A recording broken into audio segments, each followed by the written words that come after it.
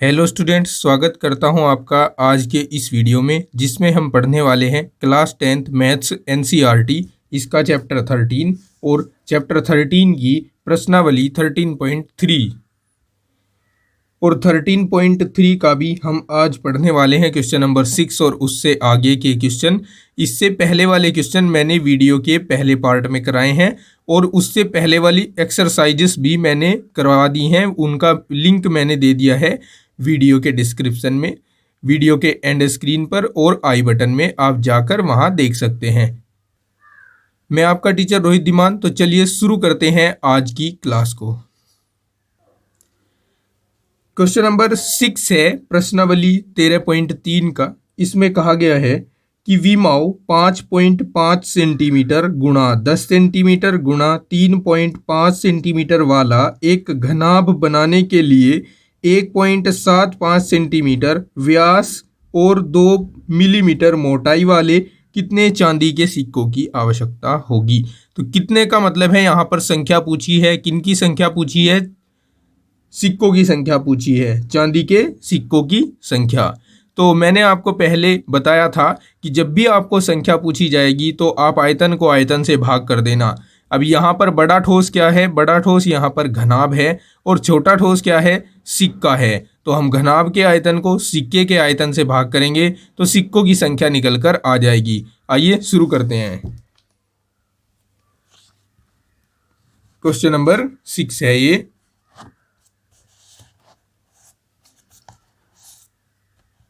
घनाभ की विमाएं दी गई हैं।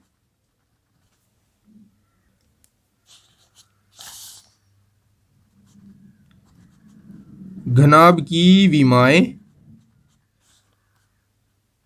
5.5 सेंटीमीटर गुणा 10 सेंटीमीटर गुणा 3.5 सेंटीमीटर। तब घनाभ का आयतन अगर ज्ञात किया जाए तो आयतन के लिए हम इसकी विमाओं को गुणा करा देते हैं। तो आयतन हो जाएगा 5.5 गुणा 10 गुणा 3.5 सेंटीमीटर क्यूब, ठीक है, या क्यूबिक सेंटीमीटर जिसको बोला जाता है। सिक्के का व्यास दिया हुआ है हमें,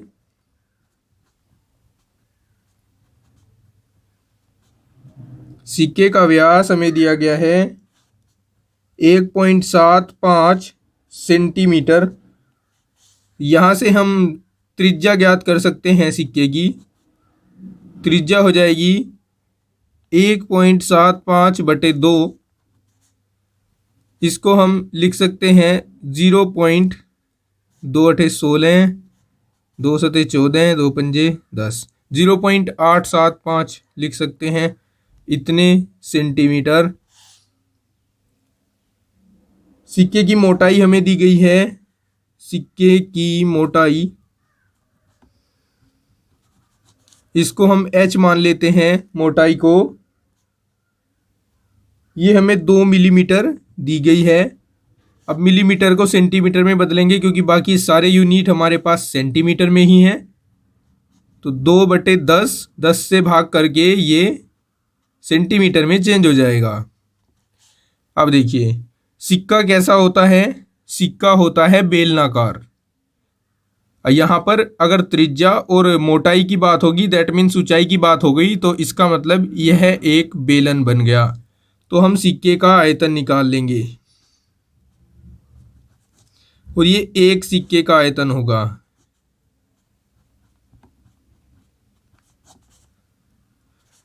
ये हो जाएगा πr²h।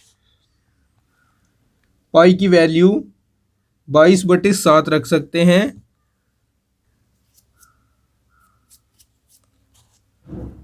22/7। आर की वैल्यू 0.875 इसका स्क्वायर और एच की वैल्यू 0.2। अब हम क्या करेंगे? देखिए, अब हम घनाभ के आयतन को सिक्के के आयतन, हम सिक्कों की संख्या निकालेंगे। सिक्कों की संख्या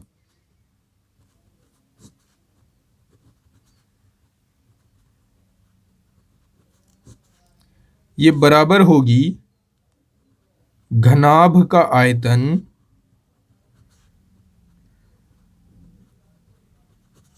बटे एक सिक्के का आयतन।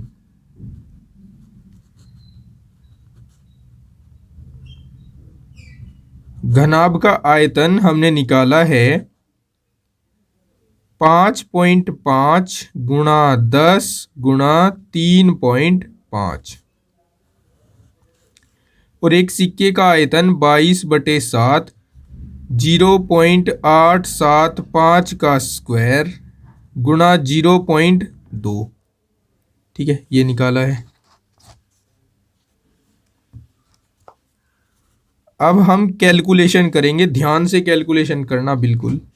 इस 7 को यहाँ मल्टीप्लाई कराते हुए मैं इसको लिख रहा हूँ 5.5 इंटू 10 इंटू 3.5 इंटू 7 अपॉन, यहाँ स्क्वायर हो रहा है 0.875 का, तो इसको मैं 2 बार लिखूंगा 0.875 इंटू 0.875 और इंटू 0.2। देखिए पहले यहाँ जो डेसिमल्स आ रहे हैं उनको हटा लेते हैं। देखिए यहाँ टोटल गिनते हैं कितने हैं, 1 अंक के बाद 3 अंक के बाद 3 अंक के बाद, तो 3 और 3 6 और 1 7। ऊपर मैं किससे गुणा कराऊंगा, 1 के आगे 7 जीरो लगाऊंगा और नीचे से डेसिमल्स को हटा दूंगा, दशमलव को हटा दूंगा, क्योंकि ये दशमलव तभी आए हैं जब हमने इस संख्या को इससे भाग किया है। अब इस ऐसे ही यहाँ से करेंगे, 1 और 1 2 अंकों के बाद डेसिमल है, इसको हटाएंगे और यहाँ 100 लिख देंगे। अब देखिए इन दोनों जीरो से इसकी दोनों जीरो कट गई और हमारे पास यहाँ 1 लाख बच गया। 1 2 3 4 5, ठीक है, 1 लाख बच गया है। अब हम इसको 11 से काट देंगे, तो 11 पंजे 55, 11 दूनी 22। इसको 2 से काट देंगे तो 2 पंजे 5 से काट देंगे, 5 दूनी 10। इसको 5 से काटेंगे, 5 ही कम 5, 5 सत्ते 35, पंजो पंजो 25। इसको 5 से काट देंगे, 5 सत्ते 35। इसको काट देंगे, यहाँ 175 आएगा। फिर 7 से, 7 ही कम 7, इसको 7 से काटेंगे तो 25 आएगा। ठीक है, अब 25 ही कम 25 और 25 से मैं इसको डिवाइड करूंगा, 25 चौका 100, 2 3 जीरो बच गई आगे। ठीक है, अब हम क्या करेंगे, 7 से इसको काटेंगे, 7 ही कम 7, इसको काटेंगे 7 से तो यहाँ 25 आएगा। 5 ही कम 5 और पंजे पंजे 25। अब यहाँ 5 ही कम 5 और 5 अट्ठे 40, 800 हो गया। अब नीचे केवल और केवल कौन बचा, अभी नीचे 2 बचा। एक तो ये वाला 2 बचा, ये तो इस 2 से कैंसिल हो जाएगा, और ये वाला जो 2 है, ये 2 ही कम 2 और 2 चौक 8, यहाँ 400 आ जाएगा। तो कितने सिक्के बने, 400 सिक्के बने। 400 सिक्के पिघलाकर तब एक घन बना। तो हम यहाँ लिखेंगे 400 सिक्के। कैलकुलेशन को ध्यानपूर्वक करना। ओके, चलिए देखते हैं नेक्स्ट क्वेश्चन। क्वेश्चन नंबर 7 है, 32 सेंटीमीटर ऊंची और आधार त्रिज्या 18 सेंटीमीटर वाली एक बेलनाकार बाल्टी रेत से भरी हुई है। इस बाल्टी को भूमि पर खाली किया जाता है और इस रेत की एक शंक्वाकार ढेरी बनाई जाती है। यदि शंक्वाकार ढेरी की ऊंचाई 24 सेंटीमीटर और इस ढेरी की त्रिज्या 24 सेंटीमीटर है, तो इस ढेरी की त्रिज्या और तिर्यक ऊंचाई ज्ञात कीजिए। देखिए बाल्टी कैसी है, बेलनाकार, तो इस तरह की कोई बाल्टी है, इसमें रेत भरा हुआ है। इस रेत को भूमि पर किसी स्थान पर इस तरह के रूप में बना दिया गया है, एक शंक्वाकार ढेरी इसकी बना दी गई है। तो इस शंक्वाकार ढेरी की एक तो त्रिज्या हमें बतानी है, त्रिज्या कितनी होगी। मान लेते हैं कि r टू होगी इसकी त्रिज्या, इसकी R1 होगी, और एक इसकी तिर्यक ऊंचाई बतानी है। तिर्यक ऊंचाई इसकी L मान लेते हैं कि L है, जबकि इस ढेरी की ऊंचाई हमें पता है। ढेरी कितनी ऊंची है? 24 सेंटीमीटर की ऊंची है। ये 24 सेंटीमीटर है, ठीक है। और जो बाल्टी थी हमारे पास वो कितनी ऊंची थी? बाल्टी थी 32 सेंटीमीटर ऊंची। ये बाल्टी थी 32 सेंटीमीटर ऊंची, और बाल्टी की जो त्रिज्या थी वो थी 18, यानी R1 की वैल्यू 18 सेंटीमीटर होगी। तो चलिए शुरू करते हैं। यहाँ पर हमने क्या किया, बेलनाकार बाल्टी को भूमि पर उड़ेल कर एक शंक्वाकार ढेरी बनाई रेत की। तो अर्थात हमने बेलन के आयतन को शंकु के आयतन में रूपांतरित किया है। तो यहाँ पर बेलन का आयतन अर्थात बाल्टी में भरे रेत का आयतन बराबर ढेरी को बनाने में लगे रेत का आयतन, दोनों बराबर होंगे। तो चलिए शुरू करते हैं, देखते हैं कैसे किया जाएगा ये क्वेश्चन।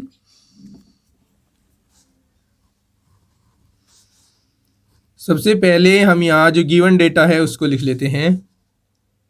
बेलनाकार बाल्टी,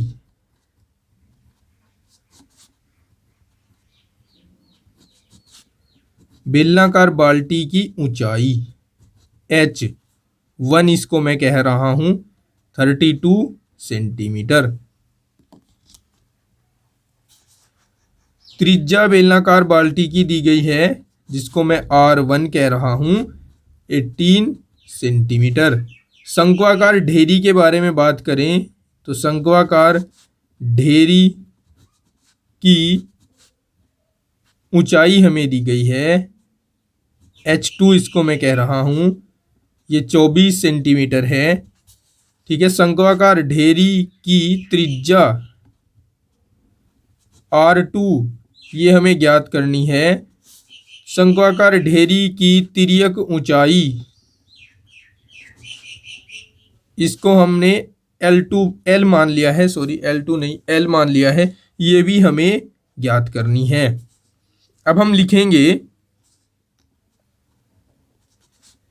शंक्वाकार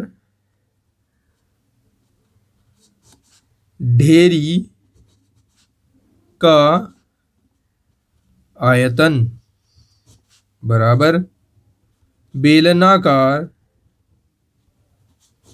बाल्टी का आयतन। शंक्वाकार ढेरी का आयतन होगा 1/3 पाई R2 स्क्वायर H2, और बेलनाकार बाल्टी का पाई R1 स्क्वायर H1। पाई से पाई कैंसिल हो जाएगा, 1/3। R2 की वैल्यू को हम फाइंड करने जा रहे हैं तो R2 को R2 ही रखेंगे। H2 हमारे पास 24 है, R1 की वैल्यू हमारे पास 18 है, 18 का स्क्वायर इंटू H की वैल्यू हमारे पास H1 की वैल्यू 32 है, तो 32 रख देंगे। यहाँ 3 8 24 आ जाएगा, 8 एकम 8, 8 चौक 32 आ जाएगा। अब हम देखो इसको कैसे मैनेज करेंगे। R2 स्क्वायर इक्वल्स टू, इसको 18 का स्क्वायर ही रहने देते हैं। इस 4 को 2 का स्क्वायर नहीं लिख सकते हैं क्या? लिख सकते हैं ना, ठीक है। R2 स्क्वायर, इसको मैं 18 और 2 को एक साथ गुणा कराकर इसका स्क्वायर नहीं लिख सकता क्या? बिल्कुल लिख सकता हूँ, घातांक नियम कहता है। तो यहाँ पर तुलना करें तो R2 इक्वल आएगा 18 गुणा 2, और R2 इक्वल आएगा 18 दूनी 36 सेंटीमीटर। एक आंसर आता हुआ, त्रिज्या आ गई हमारे पास 36 सेंटीमीटर शंक्वाकार ढेरी की। अब हम इसकी तिर्यक ऊंचाई ज्ञात कर लेंगे। ढेरी की तिर्यक ऊंचाई L के लिए फॉर्मूला होता है H square plus R square, या R square plus H square. H की वैल्यू हमारे पास है यहाँ पर H2, और R की वैल्यू है R2। तो H2 की वैल्यू अब हमारे पास है 24, तो 24 स्क्वायर, और R2 की वैल्यू आई है 36, तो 36 का स्क्वायर, इसका स्क्वायर हो जाएगा 576 और 36 का मुझे नहीं पता, 36 का भी ज्ञात करता हूँ। 6 छंग 36, 6 तिया 18, 18 और 3 हो गए 21, 3 छंग 18, 3 तिया 9 और 1 10, 6 9 2 1 1296। इनको जोड़ लेते हैं। 6 और 6 12, 9 और 7 16 और 1 17, 5 और 2 7 और 1 8, 1 का 1 1872। अब 1872 का वर्गमूल नहीं पता, तो 1872 का वर्गमूल ज्ञात करना होगा। अच्छा, 1872 को मैं फैक्टराइज करता हूँ। 2 नम 18, 2 तिया 6, 2 छिंग 12, 2 चौक 8, 2 छिंग 12, 2 अट्ठे 16।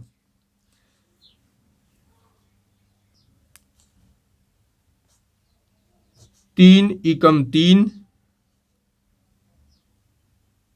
3 पंजे 15, 3 छंग 18, 3 पंजे 15, 3 दूनी 6, फिर 2 से काट दूं तो 1 मिनट 26 आएगा, फिर 2 से काट दूं तो 13 आएगा। यहाँ देख सकते हैं आप, फिर 2 से काट दूं तो 13 आएगा। तो ये मेरे पास आ जाएगा। यहाँ अगर मैं 2 2 के जोड़े बनाऊं तो एक जोड़ा ये बन गया, एक ये बन गया, एक ये बन गया और 13 रह गया अकेला। अकेला लिख देते हैं, यानी 1872 को अब मैं लिख सकता हूँ 2 गुणा 2, 3 गुणा 3, 2 गुणा 2 गुणा 13, ऐसे लिख सकता हूँ। अब यहाँ से देखिए, एक जोड़ा ये, एक ये और एक ये, इनका जब वर्गमूल लूँगा तो 2 आ जाएगा बाहर, 3 आ जाएगा, 2 आ जाएगा और अंडर रूट 13 रह जाएगा एज इट इज। 2 तिया 6 दूनी 12, 12 अंडर रूट 13। यहाँ पर आप इस आंसर को छोड़ देंगे सेंटीमीटर में लिखकर, ये इसकी तिर्यक ऊंचाई आ जाएगी। ओके, चलिए देखते हैं next question. Question number 8। 6 metre चौड़ी और 1.5 मीटर गहरी एक नहर में पानी 10 किलोमीटर प्रति घंटा की चाल से बह रहा है।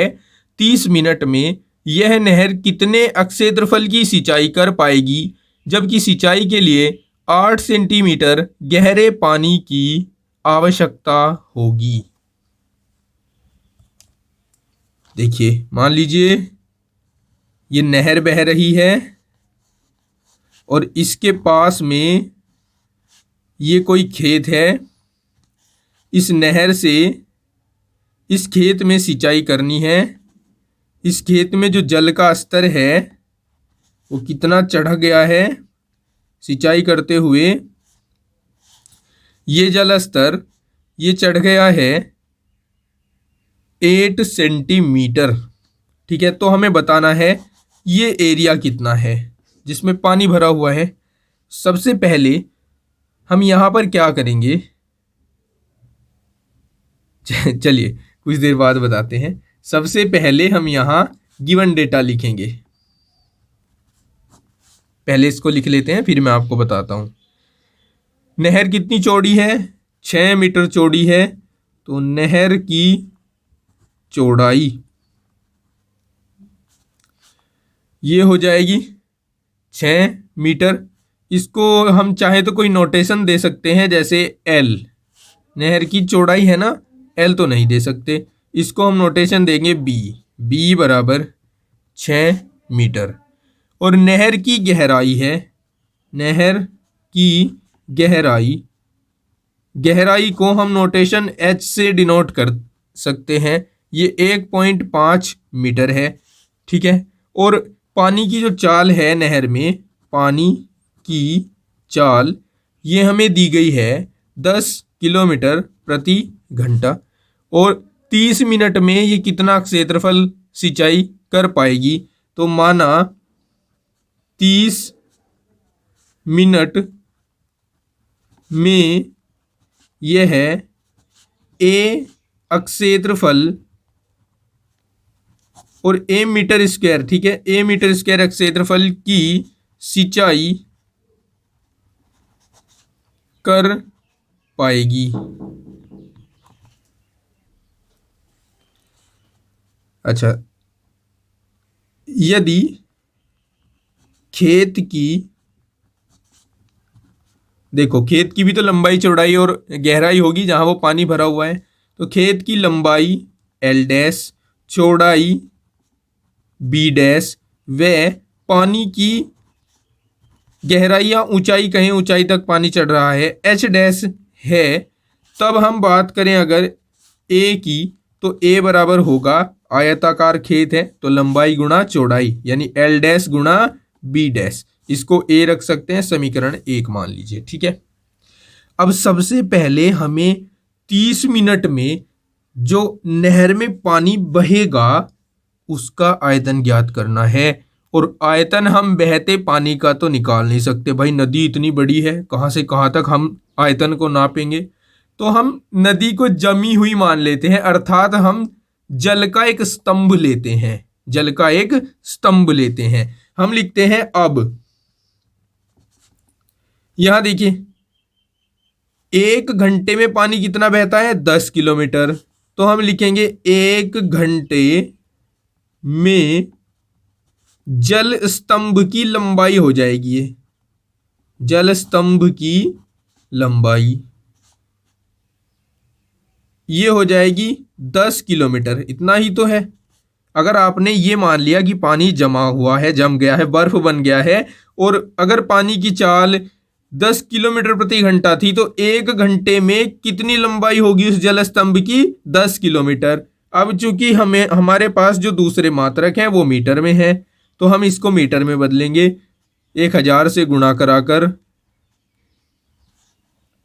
ठीक है, ये हो जाएगा 10,000 मीटर। अब हमें 1 घंटे में तो बात कर नहीं रहा है यहाँ खेत को भरने की, 30 मिनट में खेत को भर रहा है, तो हम 30 मिनट में जलस्तंभ की लंबाई निकालेंगे, जलस्तंभ की लंबाई। अब देखो 30 मिनट को आधा घंटा बोलते हैं, 1 घंटे में 10,000 मीटर जा रहा था पानी, तो आधे घंटे में कितना जाएगा, 10,000 को 2 से भाग कर दीजिए, 5,000 चला जाएगा, 5,000 मीटर, ठीक है। ये हमारे पास एल का वैल्यू आ गया है, यानी नहर की लंबाई आ गई है ये। अब हम लिखेंगे 30 मिनट में, 30 मिनट में क्या क्या घटनाएं अब घटित होंगी देखते हैं उनके बारे में। खेत में भरे पानी का आयतन, और ये किसके बराबर होगा, जल स्तंभ के आयतन के बराबर, जल स्तंभ का आयतन। देखिए खेत में जो पानी भर रहा है, खेत भी घनाभाकार है क्योंकि आयताकार ठोस है, तो और घनाभ का आयतन आप जानते हैं, लंबाई गुणा चौड़ाई गुणा ऊंचाई, और खेत के लिए हमने लंबाई को एल डैश, चौड़ाई को बी डैश और ऊंचाई को एच डैश कहा है, तो हम यहाँ एल डैश गुणा बी डैश गुणा एच डैश लिख देंगे। और जल स्तंभ के लिए हमने लंबाई को एल कहा है, चौड़ाई को बी कहा है, ऊंचाई को एच कहा है, राइट। अब हम क्या करने वाले हैं, अब हम सबकी वैल्यू रखने वाले हैं। देखिए एल डैश गुणा बी डैश की वैल्यू ए थी हमारे पास, हमने इसको ए यानी क्षेत्रफल कहा था खेत का। एच डैश की वैल्यू मैं आपको बताना भूल गया भाई, एच डैश की वैल्यू इसमें 8 सेंटीमीटर होगी, जिसको हम मीटर में चेंज करेंगे तो 8/10 इक्वल्स टू 0.8, या फिर ऐसा करें कि इसको 2 से भाग करें, 2 चौक 8, 2 पंजे 10, 4/5 आएगी, तो यहाँ मैं 4/5 लिख रहा हूँ, ठीक है। इसको आप ऊपर नोट भी कर लेना, 4/5। एल की वैल्यू 5,000 आ गई है, बी की value 1 minute, sorry for that, metre में चेंज कर रहा हूं मैं, तो 100 से भाग करनी पड़ेगी, यहाँ 50, यहाँ 2 दूनी 4 और यहाँ 25, 2/25 आएगा ये, 2/25। वो तो अच्छा हुआ कि अभी ध्यान गया इस पे, नहीं तो बाद में ये परेशान करता। बी की वैल्यू क्या है, नहर की चौड़ाई थी 6 और एच की वैल्यू नहर की गहराई थी 1.5। अब ए की वैल्यू यहाँ से बड़ी आसानी से हम फाइंड कर सकते हैं। 5000 गुणा 6 गुणा 1.5, इस 25 को इधर गुणा कराएंगे और 2 से कराएंगे भाग। ए इक्वल्स टू, देखिए एक जीरो यहाँ से हटा दीजिए, एक डेसिमल हटा दीजिए, 2 से इसको भाग कर दीजिए, 3 आ जाएगा। तो एक जीरो हटा रहे हैं, एक डेसिमल हटा रहे हैं, तो ये बचेगा 500 गुणा 3 गुणा 15 गुणा 25। इनको गुणा कराएंगे तो गुणा करा कर आएगा, गुणा करा लेना बच्चों, क्योंकि गुणा में तो आप परफेक्ट हैं। इनकी गुणा कराकर आएगा 5,62,500 मीटर स्क्वायर। ठीक है, और अगर इसे हमें हेक्टेयर में चेंज करना हो तो हम इसको डिवाइड करेंगे 10,000 से, तो ये आ जाएगा 56.25 हेक्टेयर। राइट, कोई सा भी आंसर हो सकता है। आई होप समझ गए होंगे आप। अब हम देखते हैं अगला क्वेश्चन। इस क्वेश्चन में हमसे कहा है, क्वेश्चन नंबर 9 है, एक किसान अपने खेत में बनी 100 मीटर व्यास वाली और 2 मीटर गहरी एक बेलनाकार टंकी को आंतरिक व्यास 20 सेंटीमीटर वाले एक पाइप द्वारा एक नहर से जोड़ता है। यदि पाइप में पानी 3 किलोमीटर प्रति घंटा की चाल से बह रहा है तो कितने समय बाद टंकी पूरी भर जाएगी। बिल्कुल ऐसा ही क्वेश्चन है, यही कंसेप्ट लागू होगा, लेकिन यहाँ जो ठोस हमारे पास थे उनकी आकृतियाँ बदल गई हैं। यहाँ पर जो नहर थी वो अब पाइप के रूप में चेंज हो गई है और जो खेत था वो अब बेलनाकार टंकी बन गया है। चलिए देखते हैं क्वेश्चन नंबर 9। सबसे पहले हम जो गिवन डेटा है उसको नोट कर लेते हैं। जो खेत में टंकी बनी है उसका व्यास दिया है, टंकी का व्यास 10 मीटर दिया गया है। बात करें त्रिज्या की तो ये R1 मान लीजिए इसको, ये 5 मीटर हो जाएगी, 10 का आधा है ना, ये तो बात आप समझते ही होंगे। गहराई टंकी की 2 मीटर है, तो गहराई को हम H से डिनोट कर रहे हैं, H1 ले रहे हैं, जबकि इसको ये 2 मीटर हमने मान लिया। जो पाइप है, पाइप का आंतरिक व्यास दिया हुआ है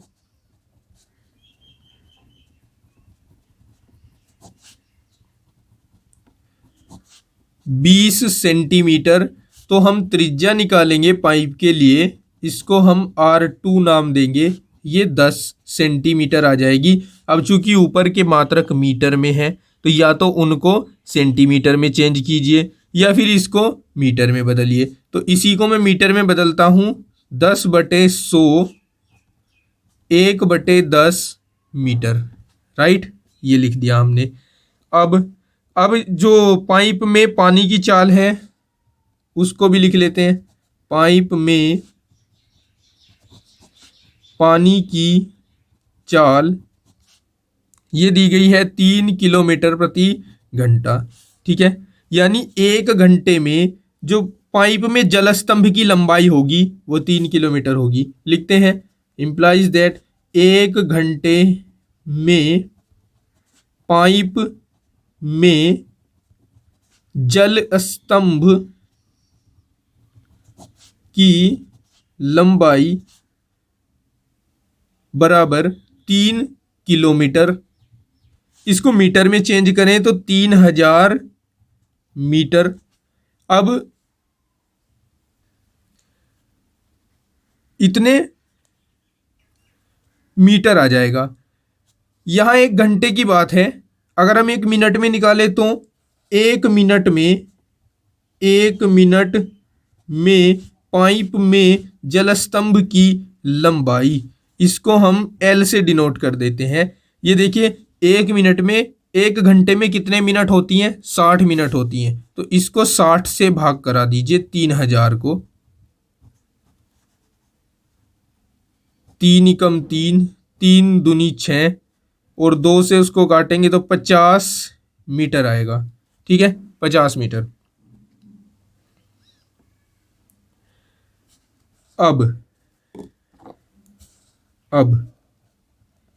हमें समय निकालना है कि कितने समय बाद टंकी पूरी भर जाएगी। तो कितने का मतलब हमें संख्या निकालनी है, और संख्या के लिए हम भाग करते हैं। भाग में हम ये देखते हैं कि बड़ा आयतन किसका होगा, छोटा आयतन किसका होगा। तो यहाँ पर बड़ा आयतन तो है टंकी का, और छोटा आयतन किसका है? जलस्तंभ का।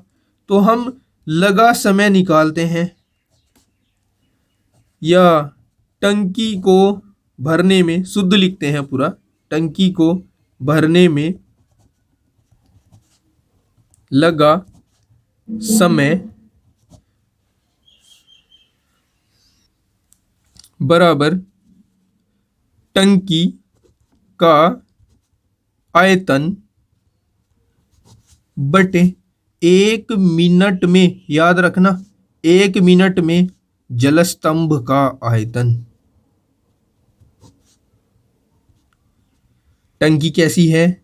बेलनाकार है। जलस्तंभ भी कैसा है? बेलनाकार है। कैसे पता लग रहा है कि जलस्तंभ बेलनाकार है? क्योंकि भाई पाइप है, और पाइप जब होगा तो सीधी सी बात है कि पाइप बेलनाकार होगा।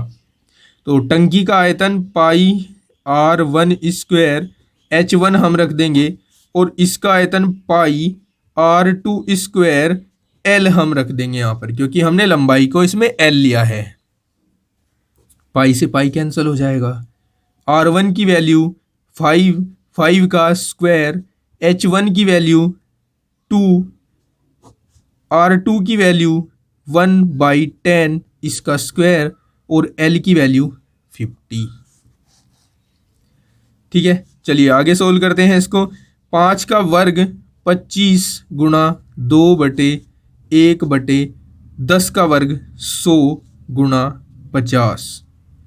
50 दूनी 100, 2 जाएगा ऊपर, तो 25 गुणा 2 गुणा 2, 25 दूनी 50, 50 दूनी 100, 100 मिनट।